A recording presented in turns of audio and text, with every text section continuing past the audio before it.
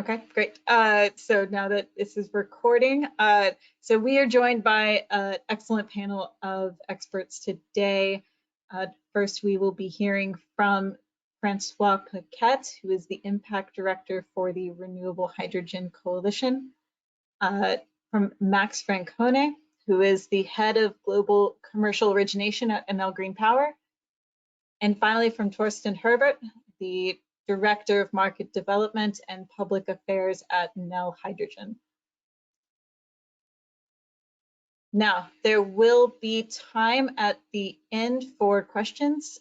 We will save time for question and answer at the end of the presentations, but throughout, please do type any questions you have into the chat box that you should see to the right of your screen. And we will be able to take questions that way, and we hope to address as many as we can. Before we move to our presentations, I will take the time to introduce a resource. We are a European Alliance of Renewable Energy Buyers and Sellers. We were founded in 2017 by Wind Europe, Solar Power Europe, RE100, and WBCSD. We work as an organization to advance corporate renewable energy sourcing in Europe specifically through a combination of policy advocacy, buyer education, and working to connect buyers and sellers through, in particular, our resource event that we will give more information on at the end of the webinar. I will encourage everyone also at the end of today to visit the resource website to look at the Renewable Energy Buyers Toolkit that we provide for free to educate buyers through reports, all of our previous webinars, a European corporate sourcing directory, template PPA contract, and more to help start buyers on their journey to buying renewable energy across Europe. And all of those resources are available for free today. And finally, and thank you for, there is now a link to the Buyers Toolkit in the chat as well. Finally, to set the scene for the conversation, I wanted to show just one slide here. In Europe, we know that companies are sourcing renewable energy in many ways, but to give a sense of momentum that's been building in Europe, this chart shows the volume of power purchase agreements that have been signed by companies across Europe. We had a record year last year, as you can see, by far a record year, and we are on pace for another record this year. We actually just surpassed 2019's total already for the year. We're at about 3 gigawatts announced for the year. So, and we know that this momentum is going to continue. Now, for companies to fully decarbonize, we know they're adopting multifaceted strategies, not just PPAs, but also on-site installations, and in certain cases, renewable hydrogen. Because as we'll see more here in a moment, for most, renewable electricity and renewables-based electrification will be the fastest path to decarbonizing, but for many, we know that for certain reasons, they cannot become fully electrified, and for that, renewable hydrogen plays a key role. But now that we have seen sort of the overall trends here, I am thrilled to transition over to Francois to give background on the Renewable Hydrogen Coalition and renewable hydrogen. Thank you very much, Hannah. That's a real pleasure to be with you today. I'm also thrilled by the level of attendance today, which also shows really the great interest that the corporate community may have in renewable hydrogen as a solution to decarbonize their businesses. So maybe if we move to the next slide, please. I'll give you a few words of introduction and who we are in a few words. Definitely there is a new hype around hydrogen, and many think that this time this is going to be different. Hydrogen is considered really as a key instrument to guarantee that Europe is climate neutral, that we deliver coupling of different sectors, energy, the real side economy, and create and secure the right and affordable clean energy that we need for decarbonizing Europe. But hydrogen is not only a priority for the climate, it's also becoming an interesting opportunity for EU industrial leadership here.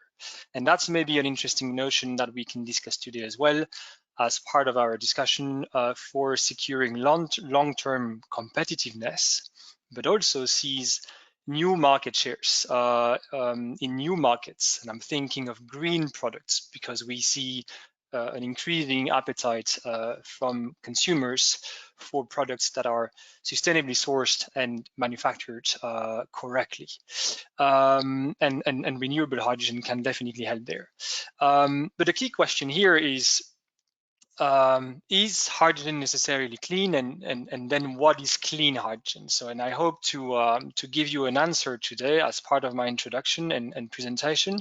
What is clear is that not all hydrogen types are the same, and the view of the discussion here in Brussels discussing around hydrogen was that there was a missing voice in Brussels, and that's why the Renewable Hydrogen Coalition was created, to promote the critical role of renewable hydrogen, not other types of hydrogens, to make sure that its contribution towards the EU long-term decarbonization goals could be taken into account in the best way, as we define a framework, a regulatory framework towards it.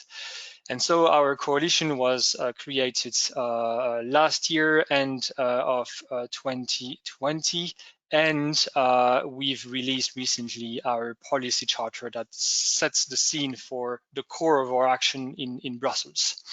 Next slide, please.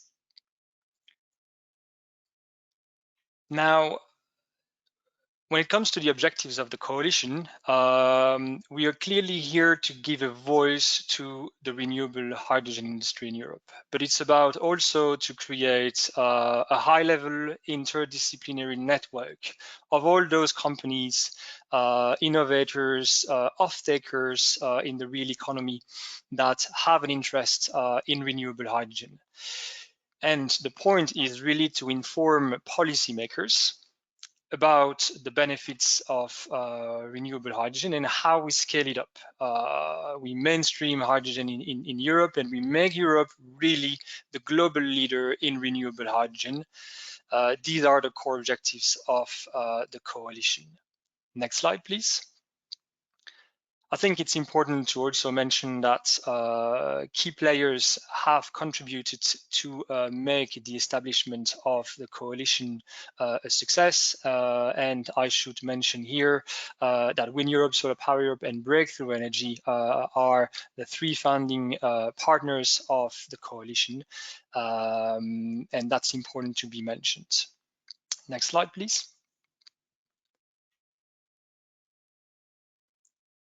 Just to finish very quickly on the coalition itself and who we are before I set the scene on hydrogen more generally, it's important to look at the coalition as an initiative that covers the entire energy value chain of renewable hydrogen, from the suppliers of energy to the technology manufacturers, but also, and that's important to be stressed, the end users. Now on the screen you see the amount of players that have backed the initiative. We are at the very start of our life. We launched that policy charter I mentioned in March. We are looking at extending the supporters, the number of supporters towards the coalition in the coming months. Next slide, please. Now, when we look at hydrogen today, there is an interesting reality. Hydrogen can come from different sources of energy. I will cover that later. But the reality of the market today in Europe is that 96% of hydrogen consumed in Europe comes from fossil-based hydrogen. only 4% comes from renewable hydrogen. And the idea here, if we look at the ambition of the European Commission, is to swap those numbers and have the majority of hydrogen being coming from renewable energy sources. Now, a key challenge is really the price. When we compare the price of fossil-based hydrogen, we have a price around 1-2 euros per ton of hydrogen today coming from fossil-based sources. When we look at renewable-based hydrogen, the price is from 4 to 6 and even higher sometimes for 1 ton of hydrogen. So obviously this is a very important dimension when a corporate looks into hydrogen as a decarbonization solution.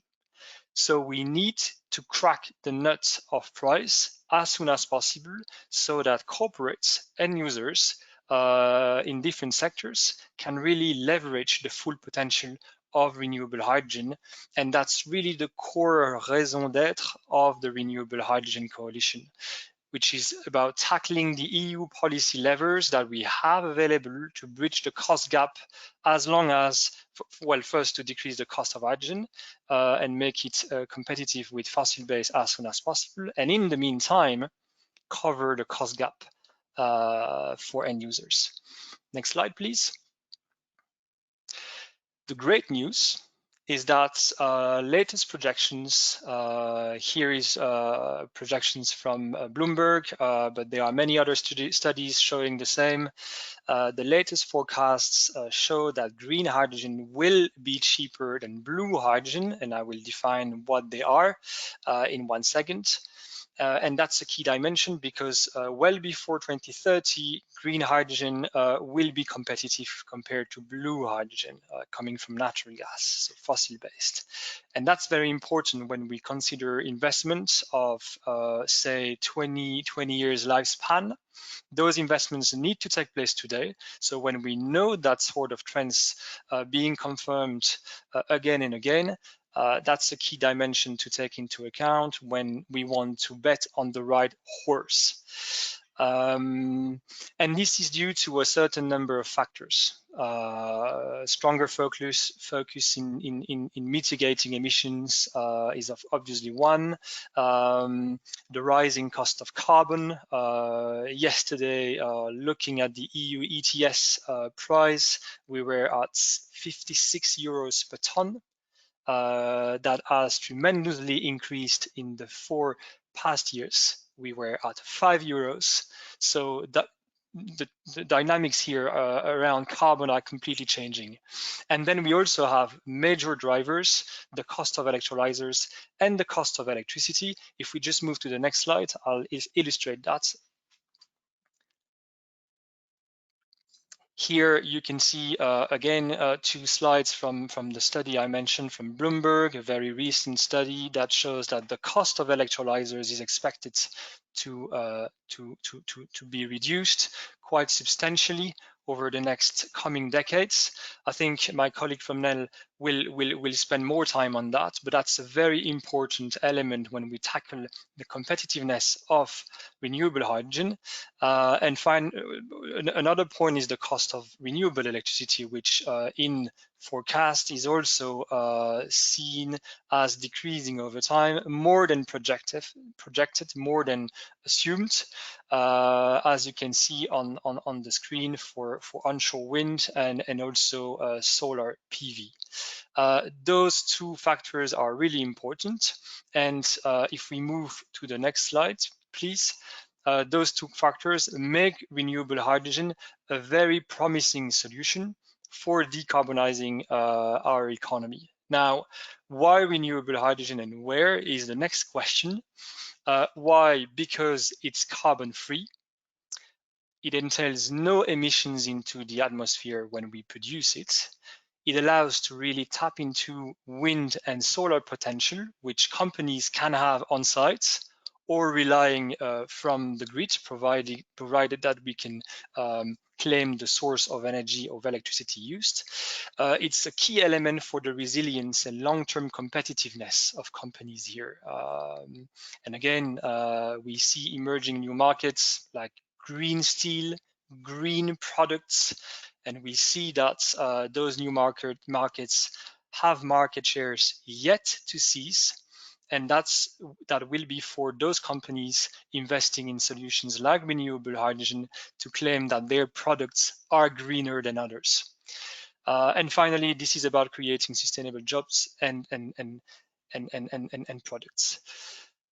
Next slide, please. When we look at renewable hydrogen and the color of hydrogen, the color matters. It's a very important dimension. Today, the most common way of producing hydrogen comes from natural gas with steam methane reformation. This is called gray hydrogen. And if you add carbon capture and storage, you get what we call blue hydrogen. This is completely different from renewable hydrogen, green hydrogen, which is produced from using the technology of electrolysers or electrolysis, which my colleague from Enel will cover in more details. It's important here to notice that when we produce renewable hydrogen with electrolysis and renewable electricity, there is no CO2 emitted. That's a very important notion. If you look at the figures on the screen, you see that indeed the environmental footprint of the various hydrogen types, at least blue, gray, and green here on the screen, are very different. If we look at natural gas-based hydrogen without CCS, we are around 8 to 12 tons of CO2 per ton of hydrogen produced. It's closer to 20 tons per ton of hydrogen produced if we use coal gasification. And if we look at the life cycle emissions of hydrogen production from renewable-based hydrogen using wind and sun, it's around 1 ton of CO2.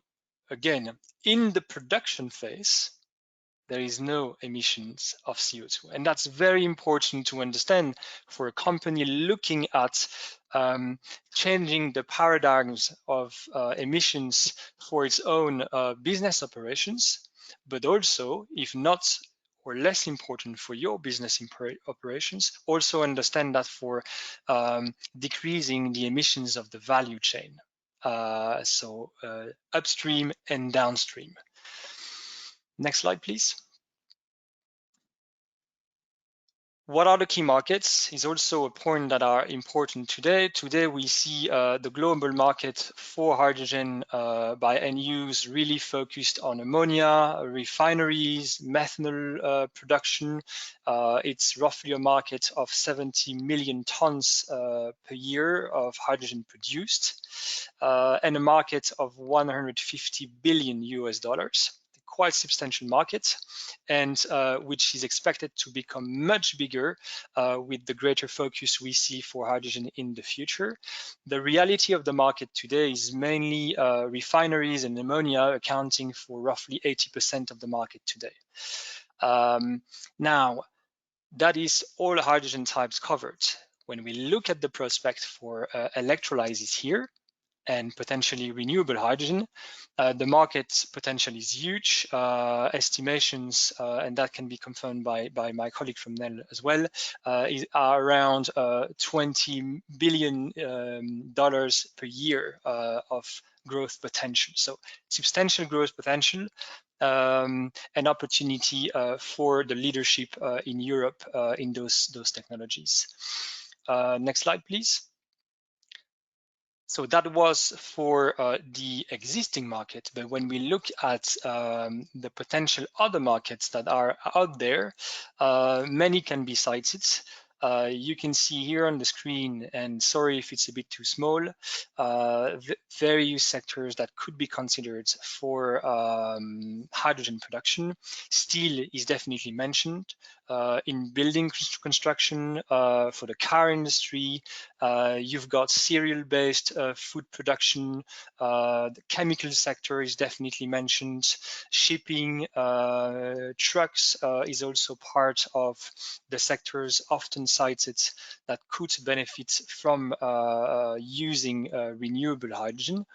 And yeah, there are various questions to consider hydrogen, but when we look at one of the key questions, it's the impact on cost on my products. And here, studies indicate that when we have an end product that is has a certain cost, the share of the hydrogen part, renewable based, is very limited, less than 1%. That's the example of a car that is given in that study, material economics. There are other examples. So here is just to give you an example of the many different sectors that could be potentially using renewable hydrogen in the near future. There is a demand already identified. It's a matter of unlocking that demand and allow those end users and corporates to move to that solution. Next slide, please. So with that, I conclude. This is also the opportunity for me to send an invitation. This Renewable Hydrogen Coalition was set to shape the EU policies that will allow end users, corporates, businesses, heavy industry to find the right conditions, the supporting EU framework in terms of policies to allow them to use renewable hydrogen. So this coalition is open to those who want to join forces and have a say and shape EU policies on renewable hydrogen. Follow us on Twitter and LinkedIn as well. Back to you, Anna. Thank you, Francois, and right, appreciate your work with the Renewable Hydrogen Coalition and for that very clear explanation of what renewable hydrogen is and its value. As you were saying, the coalition is Europe focused. I will say if there is anyone interested in the renewable thermal markets outside of Europe, our founding organizations, WBCSD and the Climate Group, they are developing a new initiative working to accelerate that deployment in other markets. So I will recommend a specific contact person in the chat if you would like to learn more about that work. But again, Francois, thank you very much. And already getting some good questions, but we will wait until the end to circle back. In the meantime, just a quick confirmation that yes, this webinar will be recorded. We will be putting it onto the resource website to access after the conclusion of the webinar. So, but next, building on the foundation that Francois just set, would like to turn now to Max to speak in more detail about the work that Enel is doing with renewable hydrogen and speak to some specific use cases you all are deploying now. So Max, please take it away. Thank you, Anna. First, let me thank Resources for inviting me to this panel. Very interesting and very useful, I believe. And let me make a congratulations to Francois for the great overview about the green hydrogen market. I would like to spend a couple of minutes to introduce before Enel Group and Enel Green Power. If you can to move on the next slide. All right, Enel is currently one of the largest global utility in the world, with a presence in 35 countries and 5 continents. With a very diversified business portfolio, we act as a distribution system operator, managing currently 2.2 million kilometers of grid. And we are a very integrated player in the market. We sell electricity and gas to over 70 million homes and business, but we don't just sell and distribute energy, we produce it, but keeping sustainability at the center of our strategy. We currently manage 87 gigawatt installed capacity, of which 55% are from renewable sources. We aim to achieve carbon neutrality by 2050, passing through a coal phase out by 2027. We are committed as well in innovation and digitalization, offering very different various solutions for our customer. We are leader, for example, in demand response, managing currently 6.4 gigawatt, and we are an enabler for electric vehicles. We want to build a large infrastructure, both public and private. We get to over 90,000 charging points nowadays. If you can move to the next slide, please. And now, Enel Green Power is one of the largest renewable play operator in the world, with a presence in 32 countries, currently managing 1,200 plants for 49 gigawatt installed capacity among different technology, hydro, wind, solar, and geothermal. We have a very ambitious plan for the next 3 years, 2021, 2023. We want to achieve to install around new 20 giga on new renewable capacity, split between solar and wind, and among different geographies, US, Europe, Asia Pacific, and South America. You can move on the next, please. We rely on different technology, wind onshore, solar, storage, hydroelectrical, geothermal energy, and green hydrogen. That is a new business unit that is 1 year now that we launch. Next, please. We have a very ambitious plan for the next decade. We want to add by 2030 additional new renewable capacity for 100 giga. This is a very challenging proposition, but with a commitment to get to the carbon neutrality by 2050. Next, please. And now talking about green hydrogen, as mentioned, we launched our business unit 1 year ago. I would like, before to start to talk about green hydrogen, to make clear our position on green hydrogen. First, we believe that electrification offers the cheapest and simplest way to decarbonize the consumption. It's applicable in many different areas. First, road transportation, building, heating, cooking system, and in many different industrial manufacturing process. Anyway, green hydrogen is for us the perfect complement to decarbonization and electrification, mainly for what we call hard-to-abate sectors. For us, when we talk about all these different colors, green, blue, brown, pink, for us, hydrogen is just green hydrogens. It's the only one that is carbon-free. When we talk about brown, when we talk about gray, when we talk about blue, that are not carbon-free. And when we talk about carbon capture system, they are a very expensive and very complex facilities with an issue about social and environmental acceptance.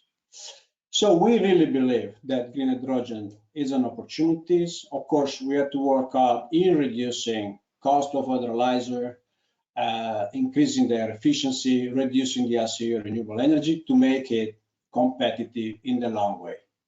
Can you move to the next slide, please? So that's why we set a very ambitious plan as well for the developing of green hydrogen. So first target is reaching 120 megawatt of electrolyzer by 2023 and over 2,000 by 2030. Next, please. Our main focus is on what we call hard-to-abate sectors. As I mentioned by Francois, is a huge opportunity in terms of business and reduction of CO2. So first, replacing the gray hydrogen used as a feedstock, so ammonia producer, refineries, methanol, or apply that for those processes requiring high-grade heat, like for example, the cements. Next slide, please. In our business model, we envisage this production close by the consumption point. With different configuration, we can couple the electrolyzer close by our renewable project and then deliver the green hydrogen to our customers delivering cylinders or with a short connection to the process of our customers, or other solution can be build up the green electrolyzer close by the off-taker consumption and feed it through a renewable PPA from a new renewable project in other places. Of course, the mix of the two are also welcome. That is a configuration that most of customers are asking to us. Having the production close by the consumption allows to avoid to create very expensive new pipeline or rely on blending that on methane existing or LNG gas pipeline that has to be repurposed for that. Of course, has many advantages and many complications in managing the blending within the enter of the pipeline. Next slide, please. There are huge changes in the market. I had the privilege and the opportunity to have seen it in the last 5 years. Companies nowadays are facing carbon reduction and sustainability path, and it's not just a hollow marketing activity, it's becoming central for their business strategy. There are many reasons, but I would like to underline 3 that are the most important in my opinion. First, there are new customers who want to buy sustainable products from sustainable companies and make a lot of pressure on those companies to do so. And this key player now moving to an end-to-end evaluation of their emission, including the scope 3. That's mainly basically is the supply chain. So they are putting a lot of pressure on the supply chain to reduce emission, and it probably will be a barrier in the future to keep going to be a supplier for them.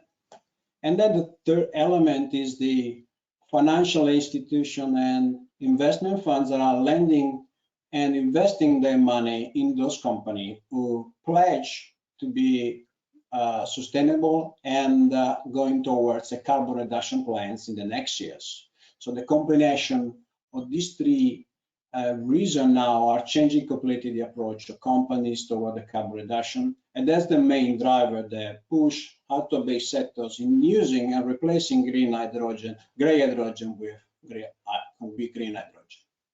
Next slide, please.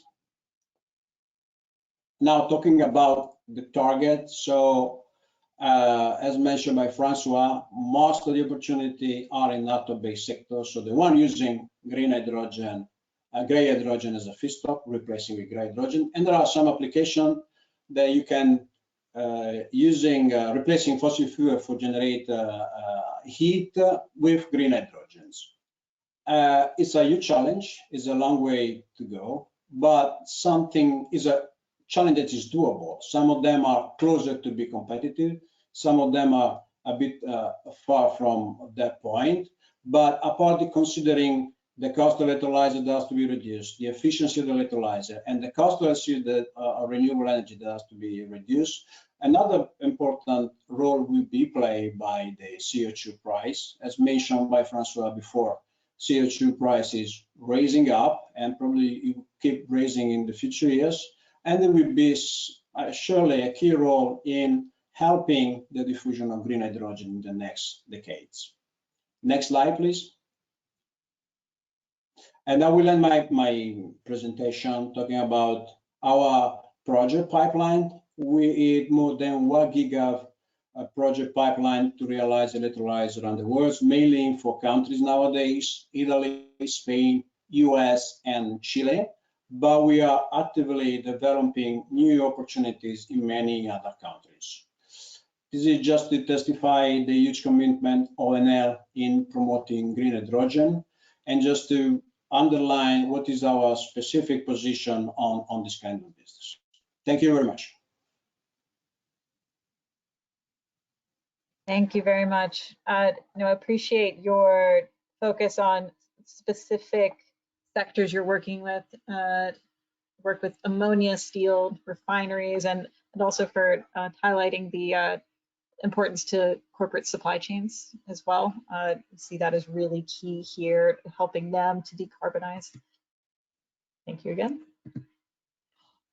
Perfect. And so now very excited to turn it over to Torsten, who works, as we said, for Enel Hydrogen, to speak more from the electrolyzer perspective and the exciting work that you're doing there. So, Torsten, over to you.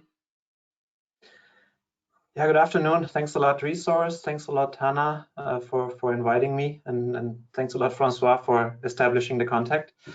And yeah, I'm happy to close the gap in the value chain now and talk about this electrochemical magic which is happening between the renewable energy source and the hydrogen as an output. What Enel is contributing to what Francois and Max already pointed out, doing its homework on one of the main cost factors, which is the capex, so the investment expenses on the electrolyzer system. And you can, I think, jump 2 slides now.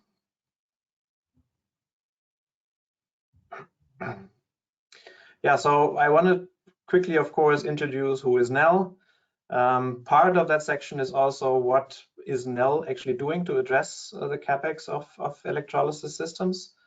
And then one key part also for us, and we thought, let's say, as a group, when we prepared this webinar, that it might also be valuable to talk about partnerships and how important partnerships are on the way to success here. And I have like 3 examples of industrial applications where Enel electrolyzer systems are or will be installed. And yeah, summing it up in the end. Next slide. Yeah, so actually we are again at not only one of the world's largest, but the world's largest electrolyzer manufacturer, with like say nearly 90 years of history and already 3,500 electrolyzer systems installed. We have manufacturing facilities in Norway, Denmark, and the US, and more also install people in offices in key markets like Japan, like Korea, like China. And besides that, and also, let's say, our heritage, which is electrolyzers, and Enel actually is Norsk electrolysers, so Norwegian electrolysers. We also one of the leading manufacturers for hydrogen refueling stations, so actually delivering the hydrogen in the end to the transport sector. Next slide. Yeah, 2 things I want to highlight here. Again, international portfolio, international manufacturing facilities. And also, and that's basically, let's say, one of the unique selling points here for Enel is the experience with, let's say, over 20 years experience in PEM electrolyzers and already 90 years in alkaline. And yeah, having also the hydrogen refueling station facility there in Norway, in Denmark. And also here, if you look at the number, like the 300 hydrogen refueling stations per year, that's more than 3 times the number of stations that have been installed newly in the world last year. So Enel is definitely one of the front runners here when it comes to preparing for the scale up. And this is also one key in delivering decreasing capex for the electrolyzers. And the highlight here is definitely the next step in Heraya in Norway, which you see in the middle here. But I will come to some more detail there in the next slides. The next one. Yeah, so here we are. That's actually our, and it's also, let's say, the working title internally is Game Changer. The Game Changer project in Norway, in this building here, which actually now in the first step, the first line that is currently being installed and is starting operation in the second half of this year. will have a manufacturing capacity of 500 megawatts of electrolysers, which is roughly 5 times of, let's say, last year's markets for electrolysers. So again, here Enel as a front runner preparing for the scale up that Francois and also Max described earlier. And the great thing is that this facility here also gives room to expand this to 2 gigawatts. Yeah, we are prepared also with the experience now from installing the first line, depending on how the market develops. And we say like another 500 megawatt would take us between 12 and 18 months to, let's say, get this second or third or fourth line up and running. Yeah, but the first line, really a major step. You will see that in the cost breakdown. I have one at one of the later slides. Is the key step for us, and will bring electrolyzer capex down for this alkaline system already by 50%. Next slide. And this is really looking into this capex and what we are projecting here, having, let's say, the gray area for capex in steam methane reforming. Francois mentioned that as one of the key gray hydrogen production devices you need to invest in. And you see, and you also saw on one of the slides from Francois when it came to cost, that already today, depending on where we are geographically and what the power prices are, we can be competitive already today, and even more so with the current ongoing expansion and let's say the production process, which is going live in the second half of this year up here in Norway. And then even more, if we now think the full way, filling this facility we just saw up to 2 gigawatts capacity, we will be well at the lower end of this SMR capex range or even below. And even some more details on the next slide, where we see that besides the scaling up and automation in manufacturing, where we here roughly see the 50% cost reduction in this step, you see a few other key parts that bring us further down. And here you see actually we foresee a possibility of going down by 75% from today's cost. And these things are really on the engineering side, standardization of the systems. So if we go to large scale systems, really don't go for 22 and 23 megawatts, but start with 20 and then not go for 53 and 57, but rather stay with the 50 and really standardize these key building blocks.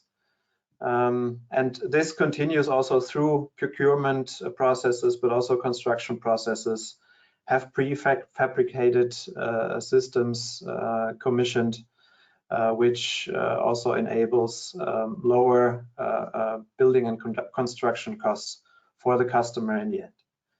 And all this, I say, the capacity expansion, but also the rest of the homework we are addressing here with standardization and prefabricated systems, let us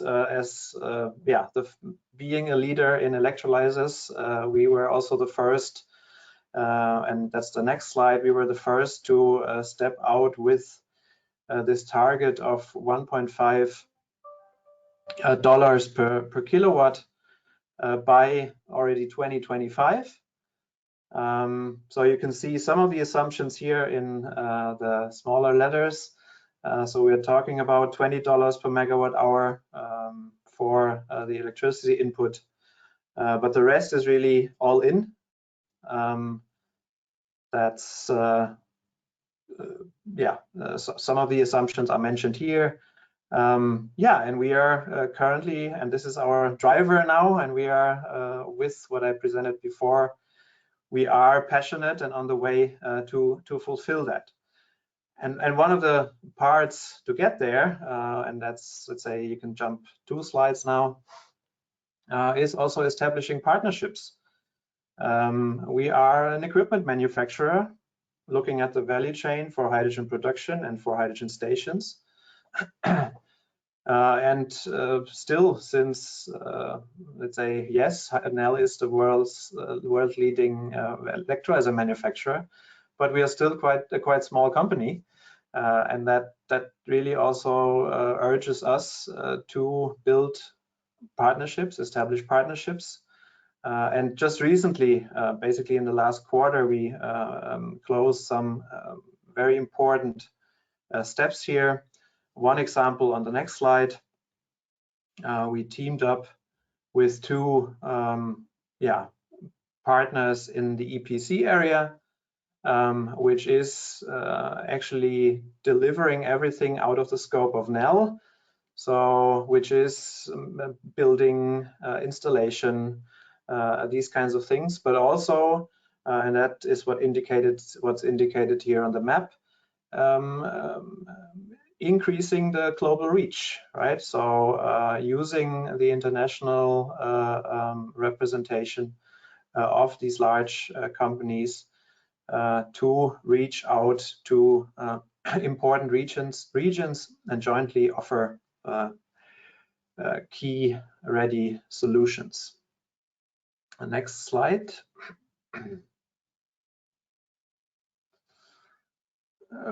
Looking, let's say, on the off-taker side. So also here we are working, for example, with Haldor Topsoe, where the target is to really deliver integrated solutions, not only power in hydrogen out, but power in green ammonia and green methanol out, really being able to place a bid or an offer for such an integrated system together with Haldor Topsoe, and kind of the same idea, but on the other side of the value chain is the next slide. When it comes to teaming up with one of the largest PV companies, developing integrated solutions on the other side, let's say, of the value chain, really looking into directly linked electrolysis systems to solar power plants, and also going here hand in hand, offering integrated solutions. And then I'll quickly run through the project examples on the 2 or 3 last slides. You can jump 2. Really to show you what is actually happening. So we are in the process of commissioning this 20 megawatt system PEM electrolyzer for green fertilizer project in Spain with Iberdrola and Fertiberia. Also very exciting setup. So this is 2 floors, 2-floor setup of the plant indoor. So also very exciting from, let's say, a plant engineering point of view for us. On the next slide, we have another industry application, or actually the next 2 slides are going into steel. So we were working passionately with our partner Statkraft here in Norway to get this project started. We will install up to 50 megawatts here. And already, let's say, in pilot operation is the next slide. The steel project in Sweden, where we are, let's say, in a small pilot application with 4.5 megawatt. And this serves actually the partners here in the HYBRIT project also to work towards a large-scale implementation from 2030 onwards. And with that, I would say I'll skip the summary. You can read it through afterwards, or refer to the slides that will be shared. Yeah, and would at least give us the 10 minutes for the questions.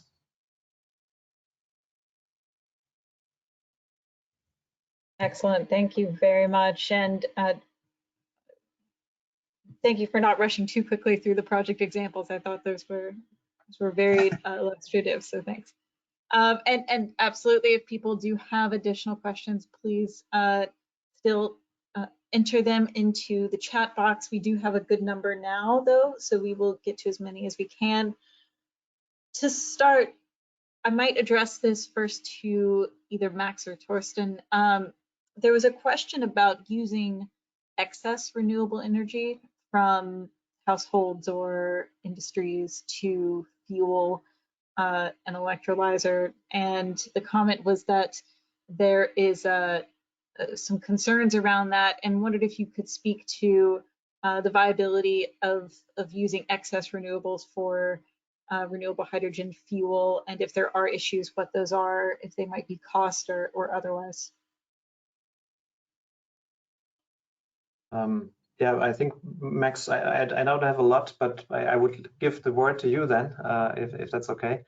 So yeah, it's really about, let's say, the electrolyzer, and that the investment you are doing is also about, let's say, what are the operating hours in the end, and what is the output of hydrogen. So this idea in just catching the excess is depending on the business case and what you set up. And therefore, I think, Max, you are the much better one to address that too, because you have potentially looked into exactly this question. So what is the can you repeat the question, because there was an interferences I didn't catch very well. Can you repeat as well? Yes, so the question was about using excess renewable energy from households or in industry installations to fuel electrolyzers. The question is that a feasible business model? Are there concerns around that business model? If there are, what are they? It's cost issues, operational issues? So using the excess of energy to feed the electrolyzer, that's the question? Yes, yes.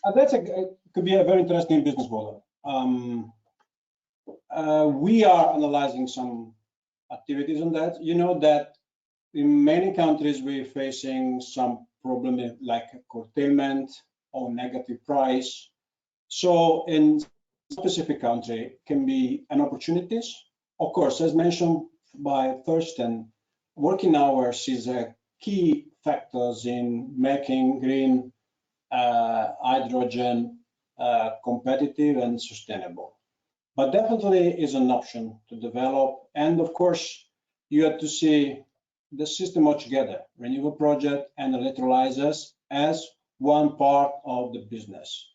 And from this point of view, we have a privileged position because we are both a renewable developer and with the aim to selling green hydrogen. So the answer is something that we are analyzing and is dedicated on specific countries, not every countries, because this negative price and as well the ancillaries market has a weight on the manage of that excess of energy. Interesting. Okay, makes sense. Thank you. Francois, I think the next question should be for you. We've gotten more than one question around policy, and I might sum it up by saying, first, if you could highlight the top conversations happening around policy right now with renewable hydrogen, and then give your view on, what are the top interventions that need to happen right now to really develop and advance the hydrogen market from a policy perspective. Well, thank you for the question. And indeed, this is really a burning question that everyone has at the moment. What is also exciting is that we are all creating this market. This is a very emerging market, especially for renewable hydrogen. And so we are roughly building everything from scratch. So the coalition here definitely aims to help shape that framework so that corporates and end users can really find the enabling framework that they need for it. In Brussels, what happens and where are the key areas of discussions? The sectors where hydrogen should be used.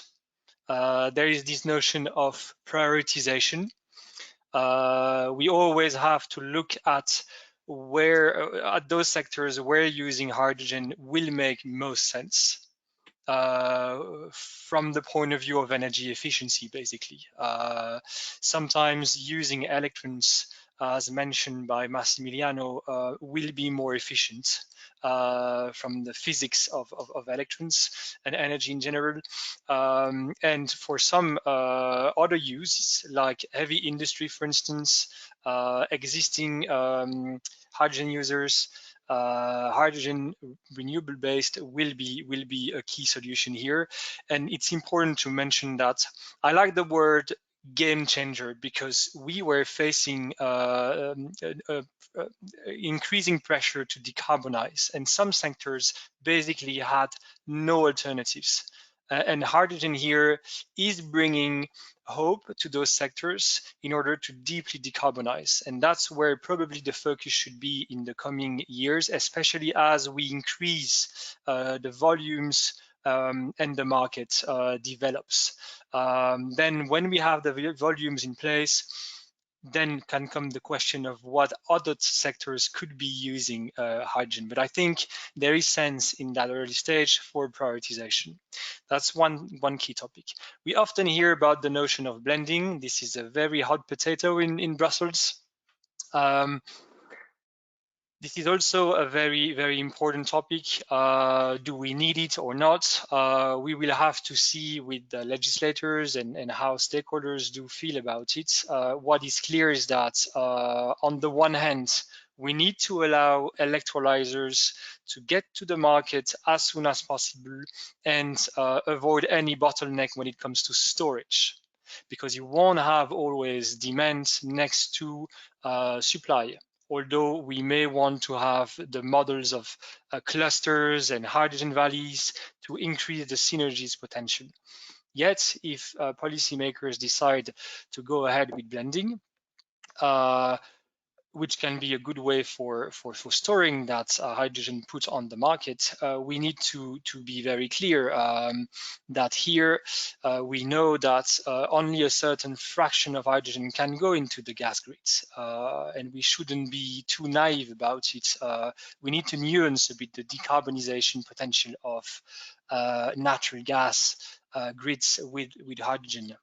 It's not because you have 10% hydrogen in the gas grid that you have 10% CO2 reductions because of the energy density of hydrogen. So you need to increase your natural gas supply to meet the same demands.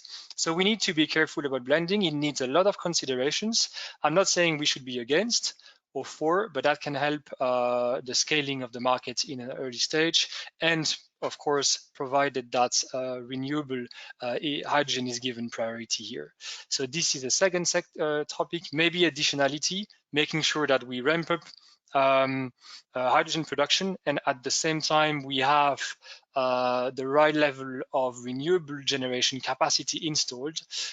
We do not basically build enough renewable capacity in Europe. So we need to help member states simplify and speed up the procedure for building up that capacity, which will help produce more renewable hydrogen. Thank you. Yeah, that was perhaps an unfair question that could be a webinar on its own. So thank you for summing that up so efficiently. I see we are at the hour, but I'm going to ask just one more quick question to Max and Torsten, because we got multiple questions about pairing pairing electrolyzers with offshore wind. Are there examples you can point to now of that happening? If not, do you see it as a near-term future option?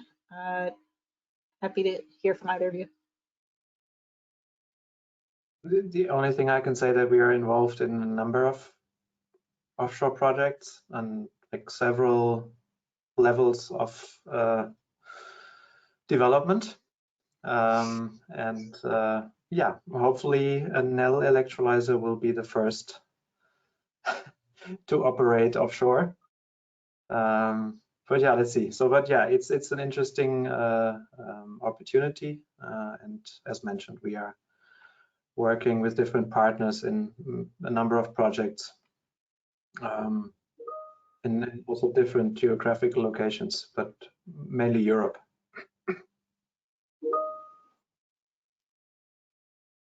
Perfect. Thanks, Max. Anything you'd like to add?